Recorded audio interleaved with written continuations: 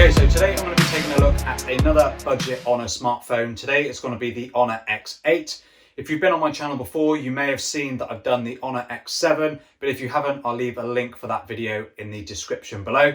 So I'm just going to take a look at the Honor X8, which does share some specs with the cheaper X7, but does improve in a couple of ways. So if you're interested, stick around. So one of my first impressions when I switched to using the Honor X8 is just how much smaller it feels than the X7. Despite having the same 6.7-inch display as the X7, the bezels are considerably smaller. It is a 1080p panel as well over the 720p of the X7, and it has a 90Hz refresh rate as well. So it is a lot more crisp. It's just a shade under 400 pixels per inch over the 260 pixels per inch of the Honor X7.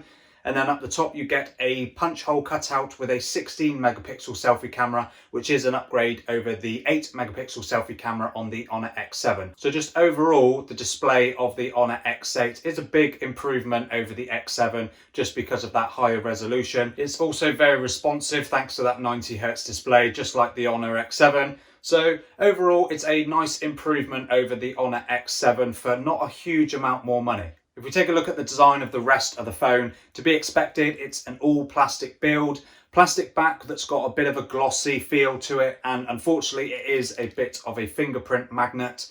The sides are also plastic. On the right you've got your power button with your integrated fingerprint sensor, and above that you've got your volume controls. The top of the phone has just got a single microphone, and on the left you've got your SIM tray, which of course houses your SIM card and provisions for expanding it via micro SD card.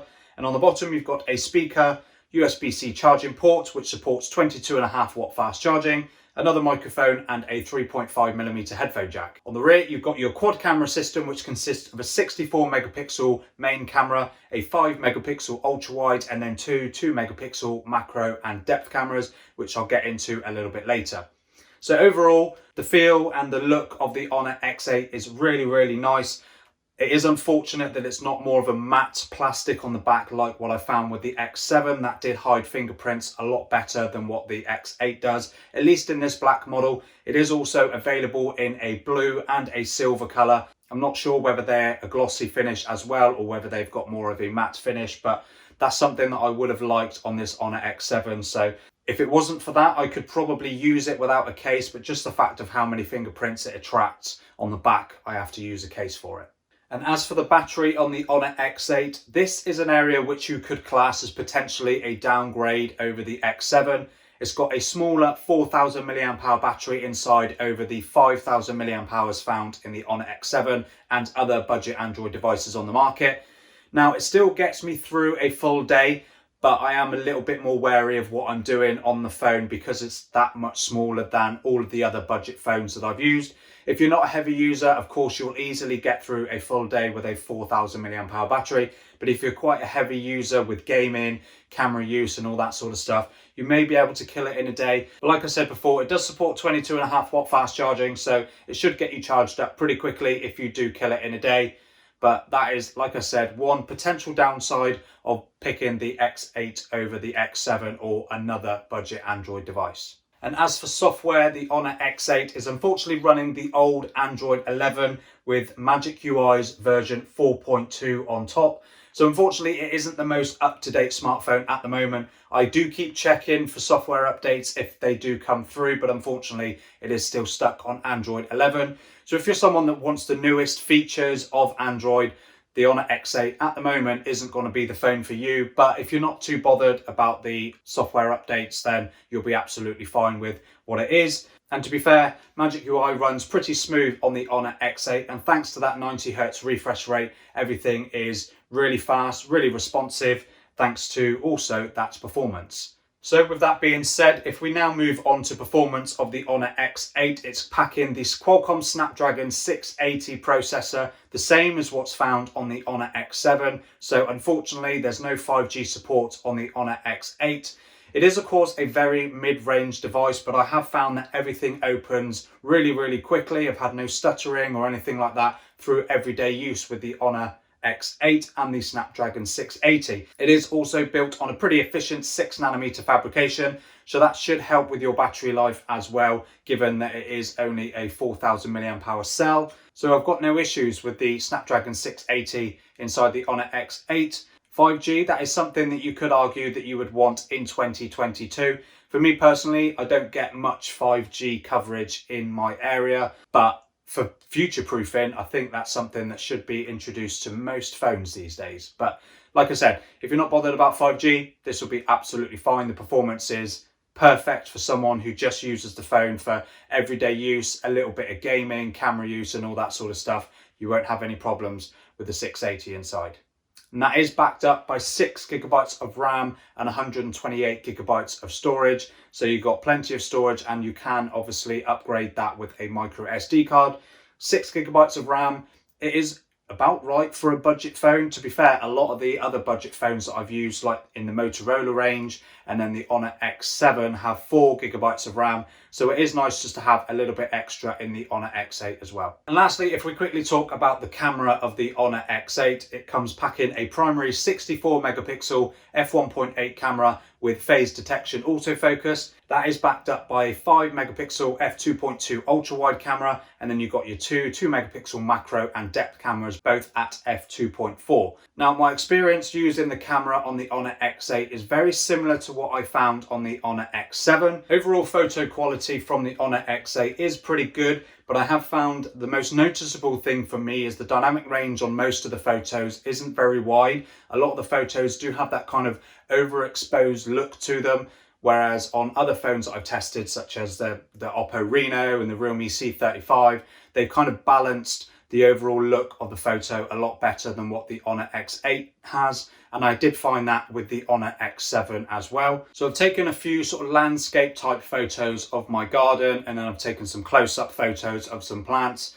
And in my eyes, I did find that the close-up photos looked better than what the garden pictures look like, just because of those finer details that the X8 doesn't seem to render that great. But these close-up photos are quite nice. They're not too overdone. There is an AI mode on the Honor X8 as well, and that doesn't seem to do a huge amount with over-processing the images or boosting the saturation or anything like that.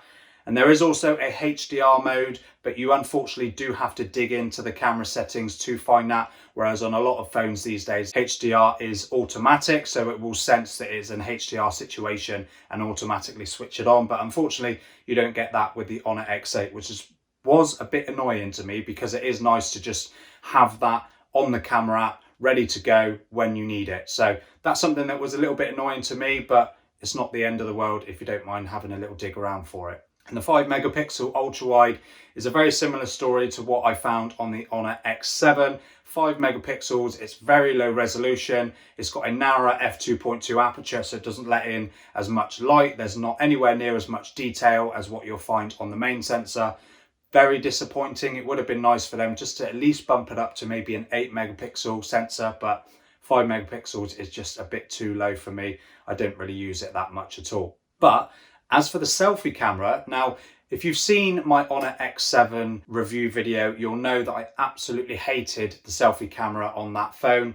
I thought the quality was horrendous. I thought the colors were really dull and all that sort of stuff. But the Honor X8 is a very big improvement in terms of the photo quality from the selfie camera. And weirdly enough, I did actually find that I preferred some of the selfies that I took using the selfie camera than selfies that I took using the main camera of this phone. They were less processed, you had more natural color, the texture of my skin was more natural to what it actually is, whereas the main camera added a lot of that skin smoothing, which I'm just not a fan of at all. Despite turning it all the way down, it was still there. So selfie camera, big improvement, and like I said, I did actually prefer a lot of the results from that camera than over the main camera as well. And video on both the front and rear camera tops out at 1080p at 30 FPS. It's just bog standard budget quality video like what I found with the X7 and even a lot of the Motorola phones that I've used. It's good enough for home movies, taking videos of the kids or your pets or anything like that, but it's not going to be anything special for anything more than that. So that's my look at the Honor X8, and overall, it's a really great phone. The everyday use for the phone is great, really smooth. Magic UI isn't too clunky. There was only a couple of apps that I had to delete, just I think games, I think it was, that I just am never going to use. So I just got rid of those. But overall, it's a pretty decent phone. The only downside for me, the major downside, is just that camera. It's not as good as the majority of the other budget devices that I've used. Now, for considerably less money, you can get the Realme C35. Now, I've done a separate review video on the Realme C35. I think overall, it's a more sturdy phone. I think it looks a lot nicer.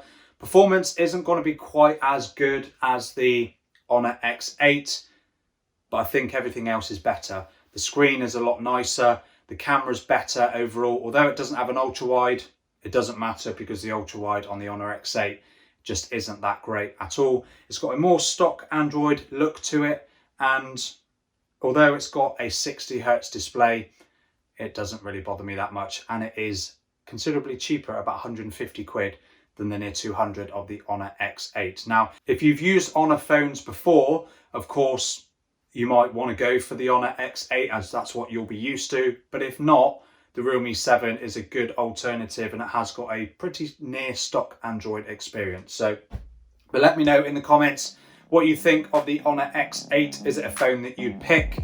Or let me know if there's a different phone that you would pick instead. And don't forget to subscribe to the channel if you like videos like this. I'd really appreciate it. Again, thank you for watching, and I'll see you in the next one.